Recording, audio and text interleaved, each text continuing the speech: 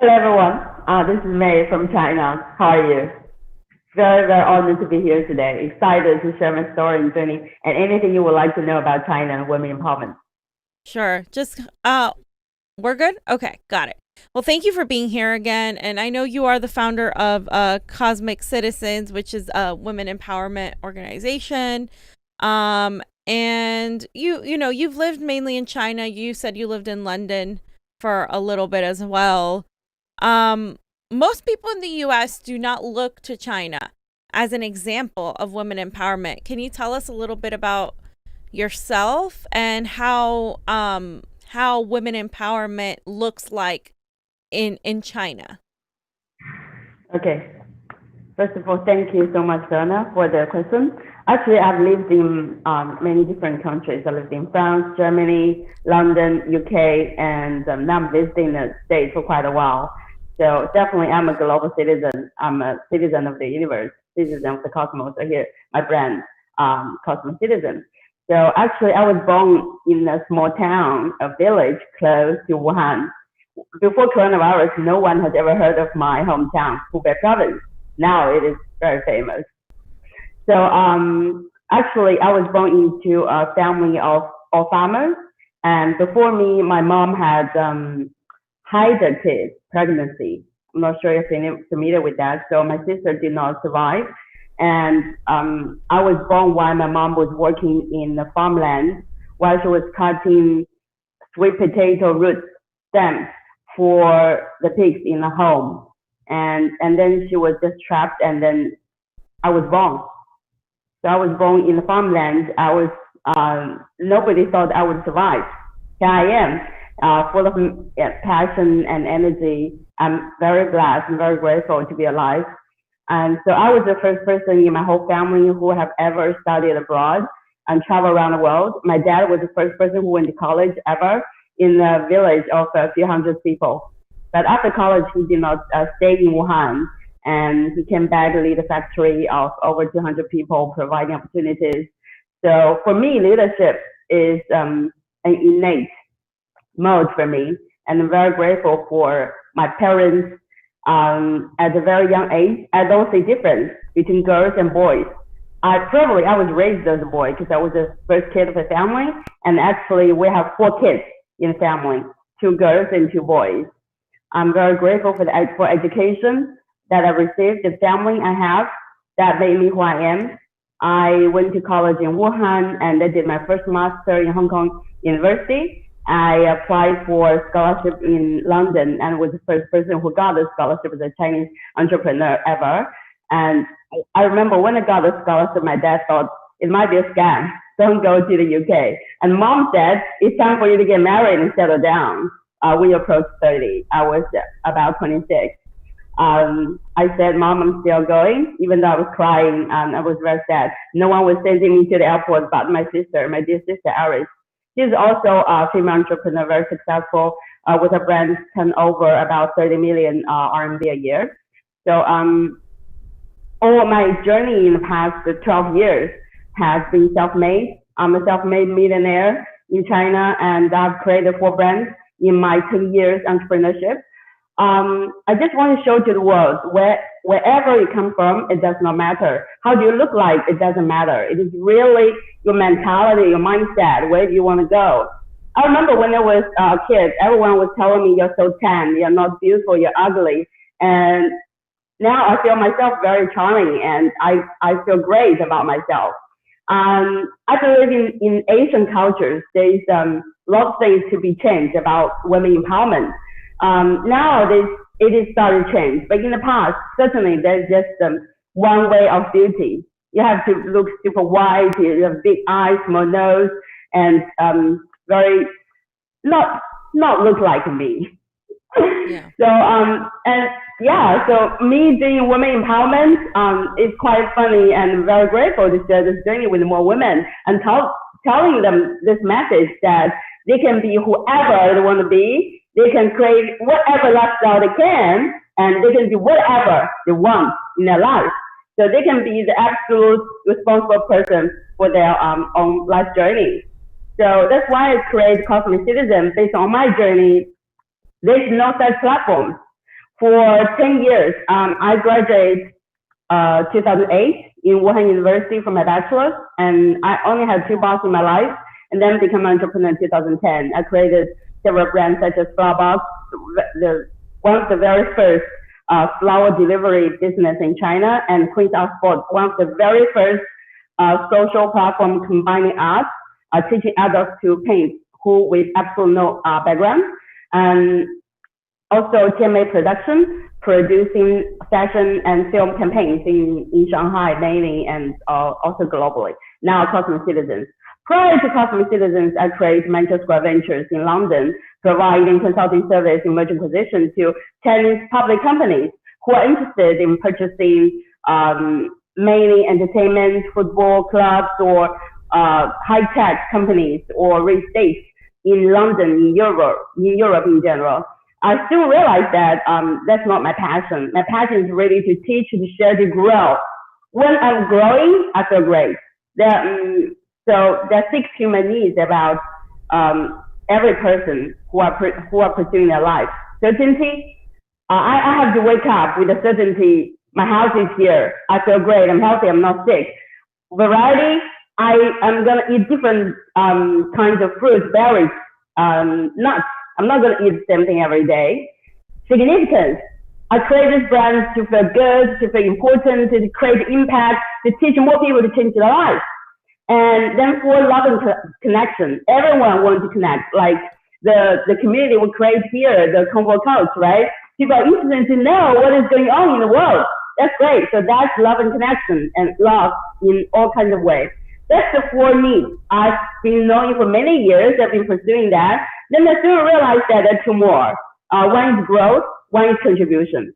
When I feel I'm learning new knowledge, skills, experiencing or making impact, that is contribution, I feel the best. That is the happiness that can be lasting for a long time, instead of having a good meal, wearing good makeup, or just wearing a beautiful dress. All this is transient.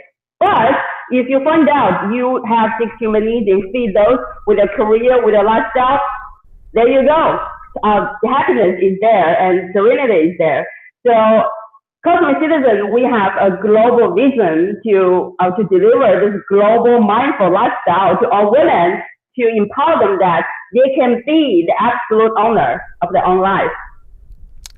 And can you tell us a little bit about your experience talking at the speaking at the UN conference recently? Oh yeah, of course. That's a very interesting journey. When I was creating the founding committee of youth leadership for Global CSR Foundation, which was created by one of my important mentors, Zhao Jin. So I was participating in the CSW 63rd conference, and at orientation there was 4,000 participants. There were prime ministers, presidents, and a lot of NGO founders. And at orientation, the chairwoman was asking one of the entrepreneurs to share their journey of a women empowerment, and I was selected, luckily as that. So I just want to share with all our audience here, maybe some are women, some are men, but if there's an opportunity, you got to seize it. But prior to that, you got to be ready. So I've been always ready for any kind of occasion, even for this interview. I'm ready to share my message. I love to share. I love to talk. I love to seize the opportunity. And so at the orientation of the CSW in the UN, I shared my passion and mission of Cosmic Citizens. And soon after I finished my talk, a lot of invitations came to me immediately on my LinkedIn, on my email address. And so I got a lot more opportunities to speak globally in Hong Kong, in United States, and in China, and again in the UN. October 1st, I will be speaking again in UN, and also in another global summit, Horizon. It's a global vision community together with 500 global leaders from politics, academics, and industry leaders. And So I'm very glad that at that moment I stood up, I was selected. There's no such thing called luck. There's only boldness or audacity. You put yourself out there. And that's definitely one of the highlights and turning point of my career. And also thanks to my mentor, Zhao Jing, who invited me to be one of the representatives for China, actually one of the youngest representatives from China to be there among the 4,000 representatives from over 100 countries. And China has had a lot of breakthroughs actually in technology and science. But how has art and entertainment in China progressed in the last 20 years? And how did it play a role with you? Wow, that's a very interesting question. I would say technology, art, and science, entertainment are all very important part of our life as the younger generation and even more. Art and technology and science, not even to mention it, the world has seen how advanced China has been in the past 1 decade or 2 decades. Look, TikTok is a great example. It is taking over the world. I'm just very proud of this little app created by Chinese.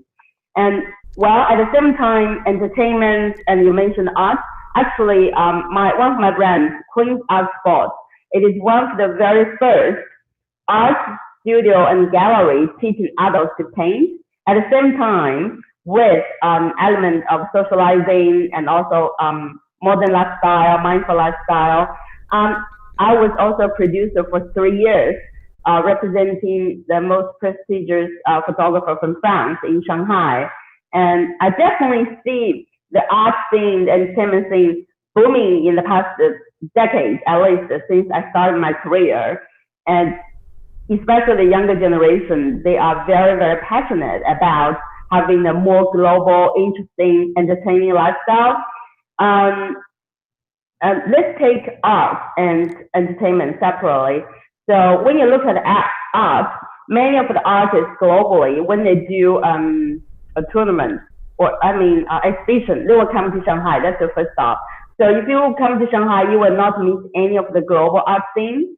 And now more and more Chinese artists become famous, not only in China, but also globally.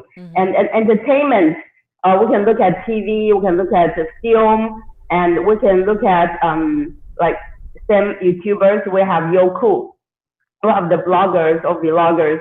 It is a great thing. There's so many younger generation who become influencers with millions of over multiple millions of fans in a short time. For example, my best friend Li Litong, who actually is also a high-end client member of Cosmic Citizens. After she enrolled in my course, Born Grace, also one of my first books coming out very soon, she quit her job as one of the senior management role in a startup. And in 10 months time, now she has over 1 million fans in China. So I would say TikTok definitely is the important entertainment part in China. But let's look at the TV entertainment. Maybe for Americans, I assume most of our audience here are Americans or international audience. You do not access to too many Chinese entertainment shows.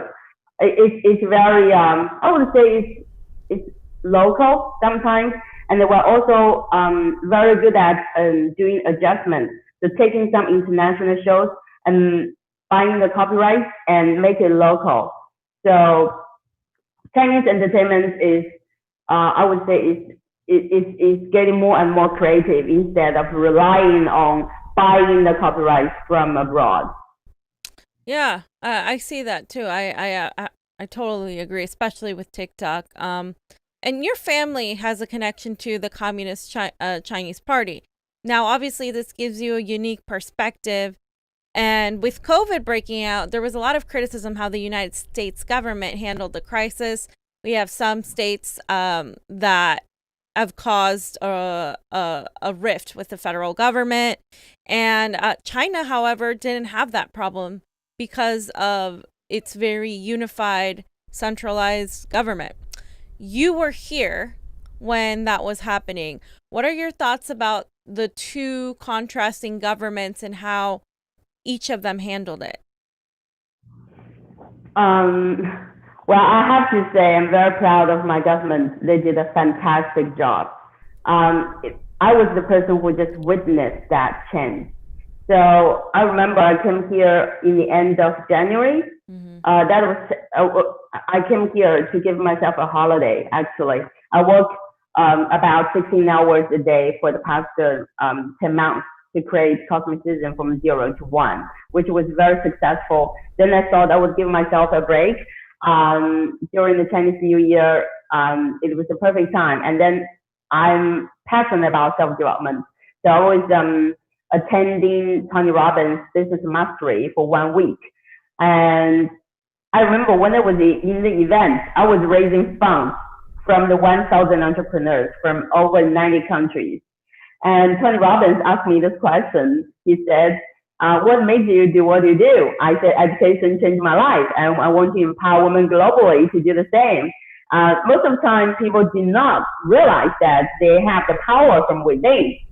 And as soon as I finished, I raised my whiteboard and showed to the whole room and said, people, please help me. My hometown is experiencing coronavirus, and please help me. Donate even $1 if you want to. I remember when Tony Robbins was saying, oh, the coronavirus girl, give us a kiss. Everyone was making fun of me. They did not believe that at all. And so I raised a few $100 in 2 days. So it's nothing comparing the huge funds we were raising at that event to help in many other movements, actually. So definitely people were ignoring that. And I also did not know it would be global. I only realized that it was very serious in my hometown. My parents were calling me, and my sister called me. So me and my sister, we live in Shenzhen, we share the office, we live close. My parents live in a small town close to Wuhan. They was calling me, do not come back right now. It's very dangerous, stay in the States. And so that was it. And soon when it started to expand here in the United States and China, we were doing such a great job. Everything was under control because we respect the government enough to do what is important for the country. So here I think it is very interesting to look at the two countries in this way. Here people value freedom so much, maybe sometimes you don't even consider other people's needs. But in China, it's in the genes, you know, generation after generation, we think community oriented. Right. So we want to think of the country, we want to think of Chinese, we want to think of a city, we want to think of a community. So if the government tell me I stay at home so that I do not harm my community, I'm going to do that. My own freedom, I can sacrifice. It's a different mentality. So I cannot say which one is better. But I definitely look at China. We're doing so fantastic right now. And my friend who is organizing events, over 1,000 people right now with permission, and it's going well. There's no cases at all. So I'm just very proud of my country.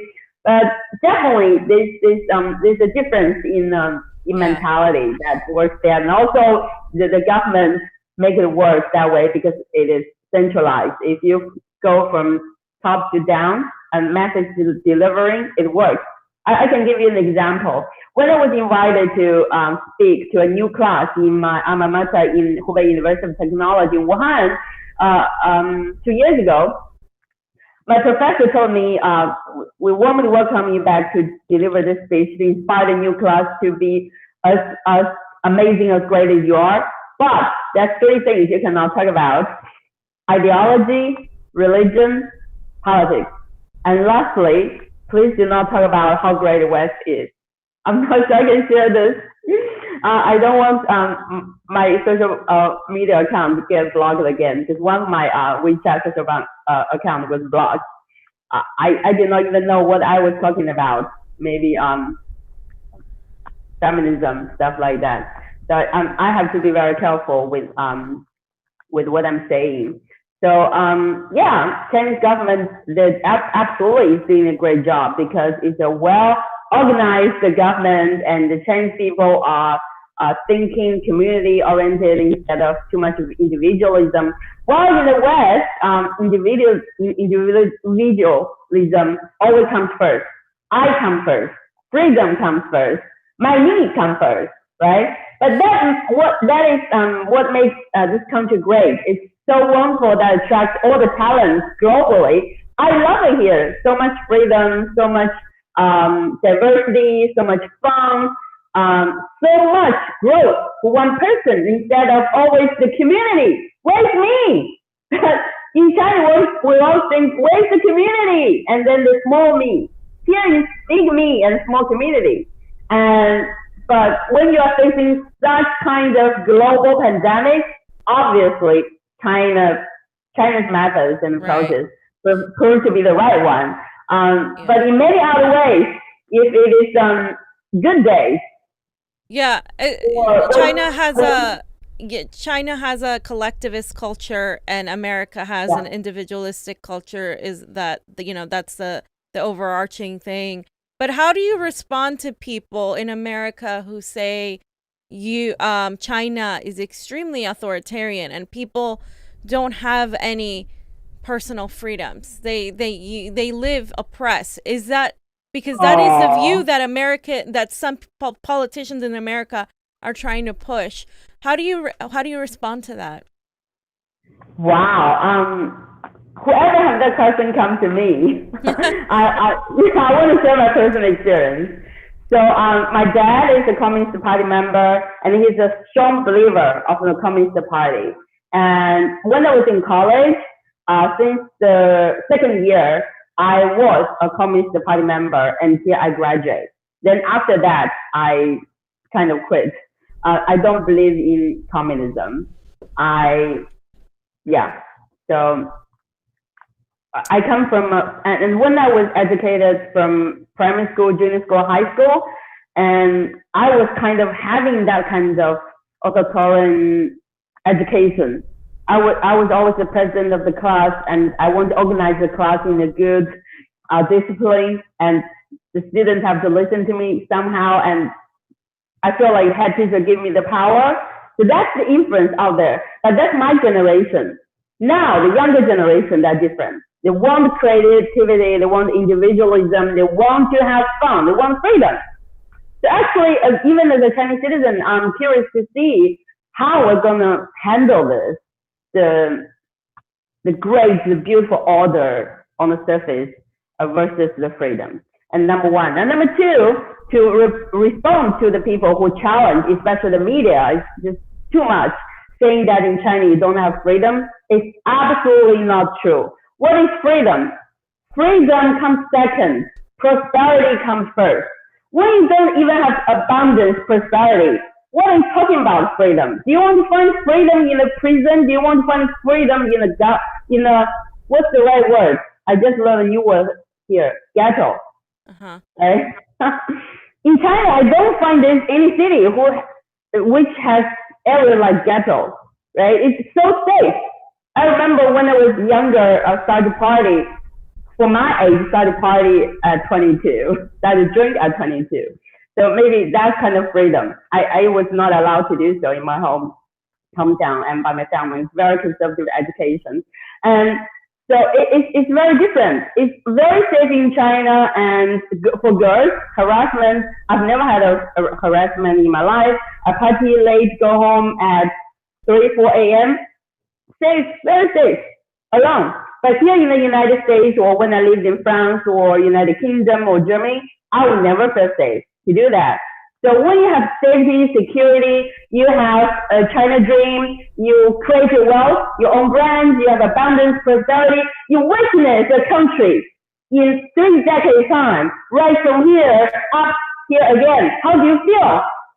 If that is not freedom, what is freedom? And especially my dad, he experienced poverty. When he went to college, he only had 2 pants. So he constantly need to dry one pant, prepare, and then wear one, and then change.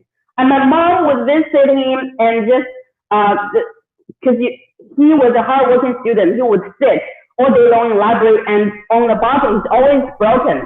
My mom would just need to sew it again, and people would laugh at him. So he was that poor. But now he witnessed our hometown, the size doubled, and he was in charge of some of the most important communities building sustainable buildings, apartments for the average people who can afford this. Just as I said earlier, my whole family were farmers. But my dad was the first person who went to college. Education changed your life, and he changed my whole family's life. And we're hundreds of people. I don't even remember how many uncles I have, how many cousins I have, just too many. and many of them, they changed their life. And my uncles are self-made millionaires as well. And he worked with my dad on many important projects. And he's a farmer who never went to college. I'm very proud of him. So for those people, do you think they don't have freedom? They have good family, they travel, they make good money, they eat well, they read. They experience a lifestyle they never experienced 30 years ago. And people only have 80 years, 100 years, or max 120 years life. Or in the future, maybe 300. You never know. But in the most important middle age of the life, experience that kind of growth. And you tell me I do not believe in my country, or I do not believe in my party. It will not happen. So I would say freedom, most things are relative. So for my dad's generation, for my uncle, or for my mom, for my auntie, for them, that is absolute freedom. They can travel to anywhere they want. They have the money. Right. And there's the love. They have the family they have. And they create impact. My uncle and my dad, they build the roads, buildings in a small hometown. Yeah, it's a small town, 1.3 million people live there. So talking about freedom, we're providing food for, 1.3 billion people. Yeah. If that is not freedom, what is freedom? So let's look at this real cases from my dad, my uncle, and myself. Me, I come from a small town, a small village. I grew up in the mountains till I was 8 and moved to the town. And I studied in a very good university. I went to Hong Kong, did my first master. I went to UK, did my second master. Nobody prevented me from doing that. I made them all. I would call this China dream or global dream. So I never want to separate China from the world. I never want to separate America with the world. I love the United States. I love my country. But I always look at the world from the universe. That's why my brand is called Cosmic Citizen. I want the wholeness. I pray every day. I want the world to be a peaceful place, a beautiful place that we can unite together. Because if we unite, there's always bigger freedom that you can achieve. So for those people or in media, people who are saying there's no freedom in China, I would say you should come visit and experience yourself. Right. If you love the lifestyle, that's the freedom you want to achieve. But again, I would say for the younger generation who are more exposed to the Western culture, individualism, if you want to talk whatever you want, that's a different story. So, yeah. But in general, I would say in such a short time, 3 decades, 4 decades, 7 decades, we create such a great achievement. I would choose to be the positive. I would look at the glass full instead of half full, and I'm very proud of my country. Definitely, I enjoy the freedom I have, and I'm traveling globally. Nobody from the government is preventing me from doing so. I'm proud of my country. Yeah, and I just want to mention it is hypocritical of the United States to talk about freedom sometimes when there are a lot of people in poverty right now. Yeah. And China did manage to move people out of poverty. A lot of people come from China with a lot of money versus the United States. The vast majority of the middle class is disappearing. So that is something worthy to note. I just want to hear for the last question about your quarantine experience and if it led you to any personal growth. Oh, yeah, that's such an interesting question.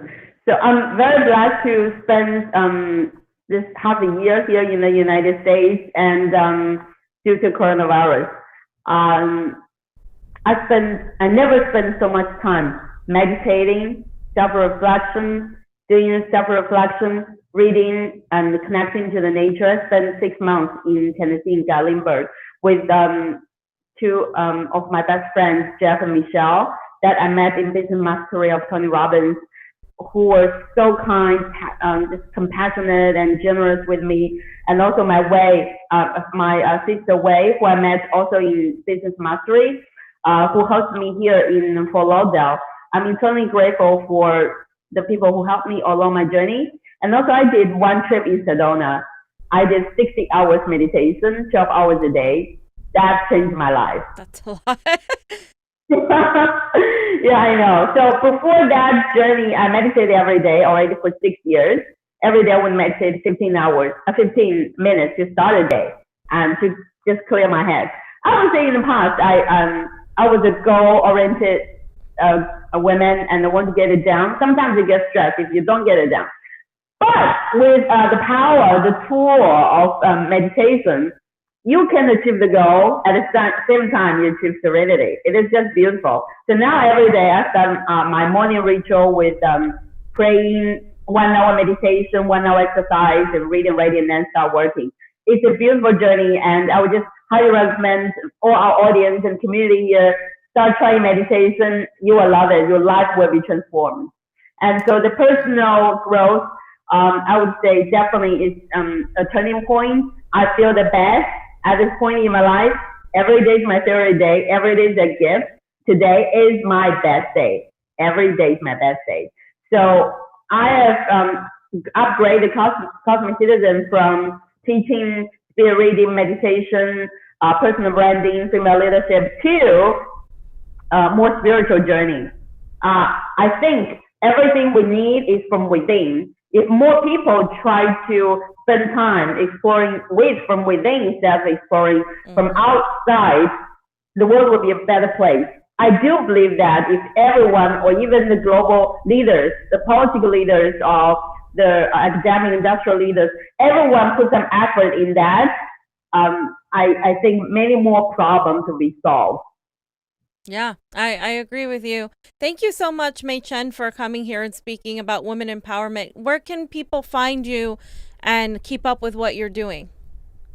So people can find me on Instagram, Cosmic Citizens Mei, or check my website, www.cosmiccitizens.cn. We will soon, in 4 months' time, we'll have the English version. Now it is Chinese.